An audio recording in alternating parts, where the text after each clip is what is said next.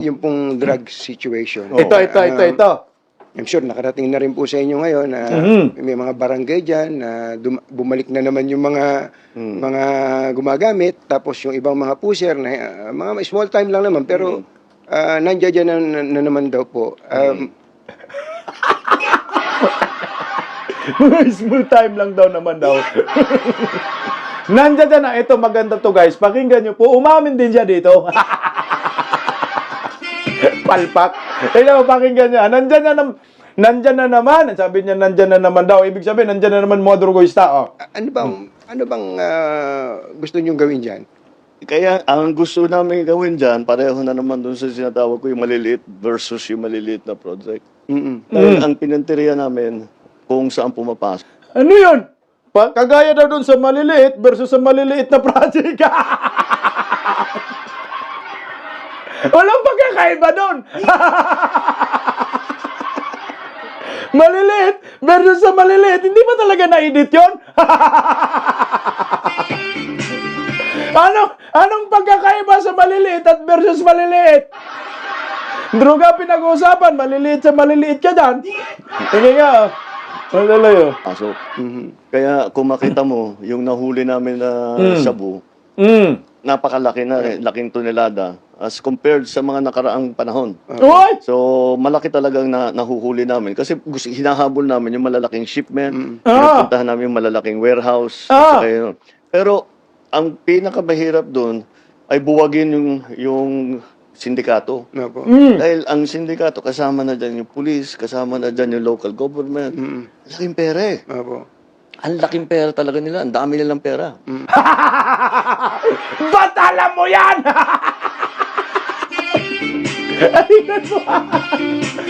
yung mahirap na buwagin, yung pinakamalaking sindikato. Kasama ng mga nasa gobyerno daw kasi, mga pulis. Dahil malaking pira daw, mahirap buwagin. Sige, buwagin mo si Palaka.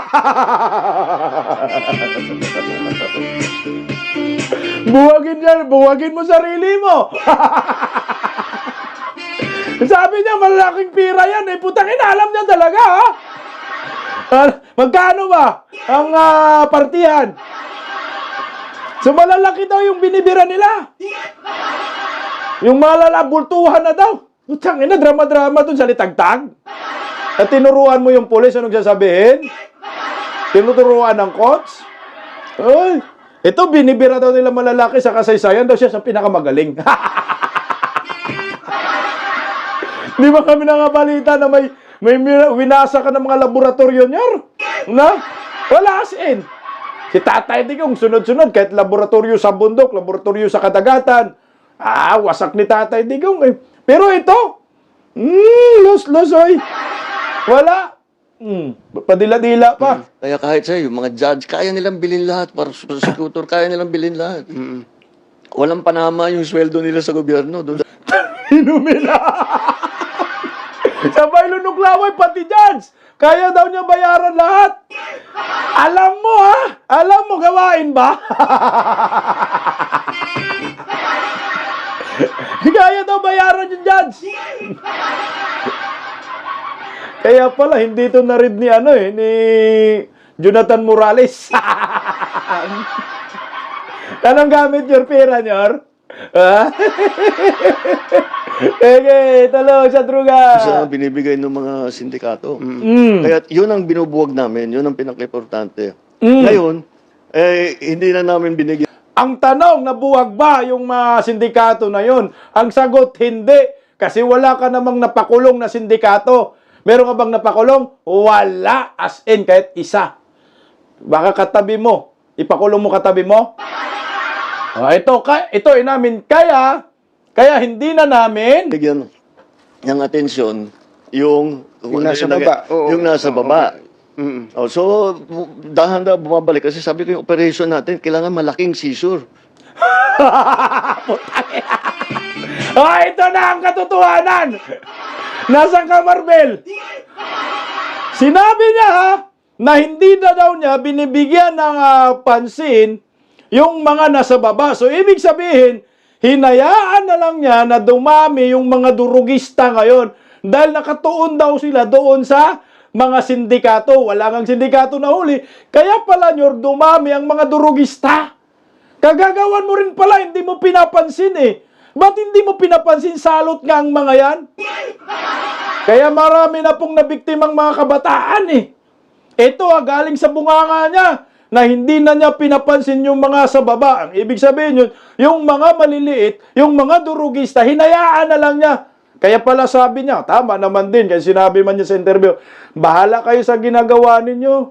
Maabutan din namin kayo, bahala kayo, basta kami tuloy-tuloy lang din. O, di ba? Ito yun, umami na. Kailangan malaki. Mm-mm. At saka nakakahuli tayo ng mga drug lord talaga. At saka nakakasuhan natin at naikukulong natin kung talagang guilty. Mm-mm. Wala kang nakulong. Wala kang nahuhuli. Meron ba? Hulihin mo yung kamag-anak mo. Nakayari ka dyan. Wala as in. Alayo.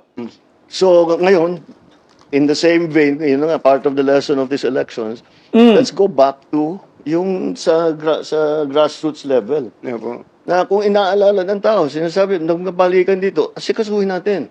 Wag na sige, tuloy natin yung malalaking drug bust. Tuloy natin yung mga, ikukulong natin yung mga sangkot dyan sa drugs. Pero, tignan muna natin yung mas small offender.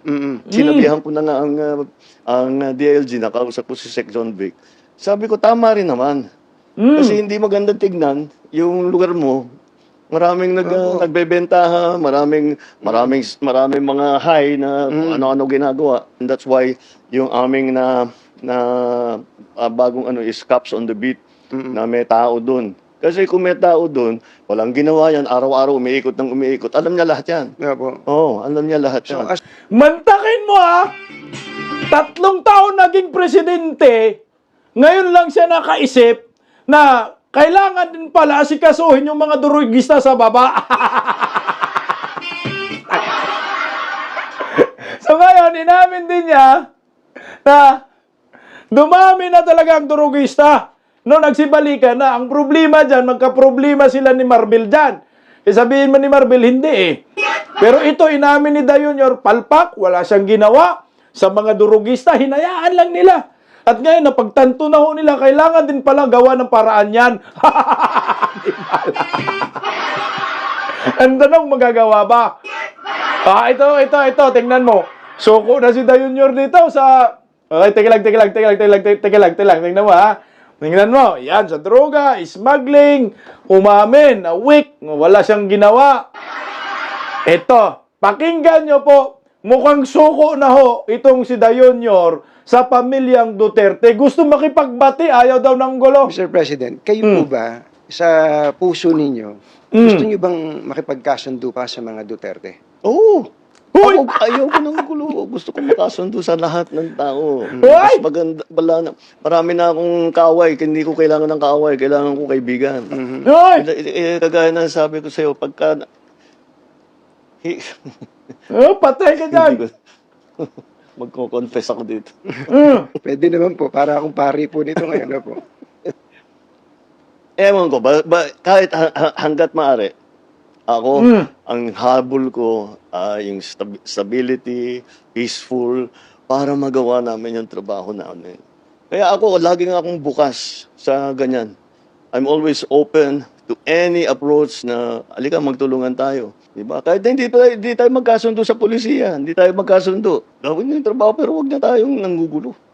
Wag na natin, tanggalin natin yung gulo. Grabe, no?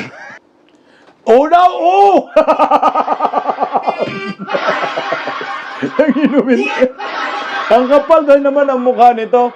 Gusto makipagsundo sa mga Duterte. Lol! Pagkatapos ang lahat-lahat ng itong ginawa mo sa mga Duterte, pinadala mo si Tatay Digong sa ICC, pina-impeach mo si Inday Sara sa Kamara, yung 2025 GAA, yung flood control projects, 17 million overvotes, mga almost 18 million. Tapos sasabihin mo ayaw mo ng gulo? Yung sa PhilHealth funds, sasabihin mo ayaw ng gulo? Yung bininta mo yung ginto, ayaw mo ng gulo? Yung ginawa mo sa pamilyang Duterte, walang kapatawaran yan, Yor. Yung ginawa mo sa KOGC, walang kapatawaran yan, Yor. Malas mo. Kasi ang pamilyang Duterte, ayaw yan makipagbatiho sa inyo.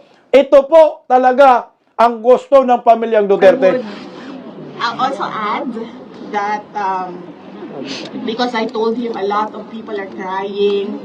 Yes. They are depressed, hurt, stressed Yes. about what happened and what is happening right now and what is happening in the country.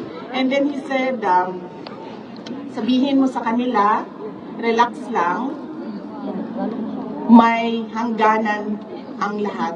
Yes. Makinig ka, Nyor! So I'm remembering this from kasi I cannot take notes, I cannot take a ball pen and this. So, sabihin mo sa kanila, relax lang, may hangganan ng lahat.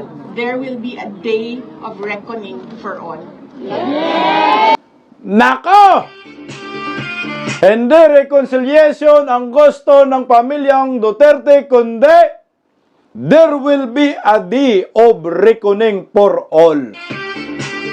Magka-problema ka dyan, Yor. Yan ang pinapakita lang ni Dayon, Yor, na siya ay takot na sa pamilyang Duterte kasi nga si Inday Sara maging presidente naman yan. Ilang taon na lang din eh. Kung matatapos yung termino at malakas si Inday Sara at naramdaman niya nakaraang eleksyon kaya nabago na ngayon. Ayaw na daw niya ng gulo. Pero ito man sinabi ni Tatay Digong, sabihin mo sa kanila, relax lang, may hangganan ang lahat. There will be a day of reckoning for all. Nako, hindi pwedeng walang negosasyon yan, Yor. Talagang ang mga Duterte ay hindi ho yan papayag. Tingnan mo, sa nangyayaring uno sa kanila, dilubyo, sobra-sobra na ho eh. Hindi man sila sumuko. Sa tingin nyo ba, ang mga Duterte ay makipagkasundo dito kay Dayon, Yor? Hindi. At lalaban ang mga yan. Nandyan na eh. Nasa mga Duterte na ang momentum.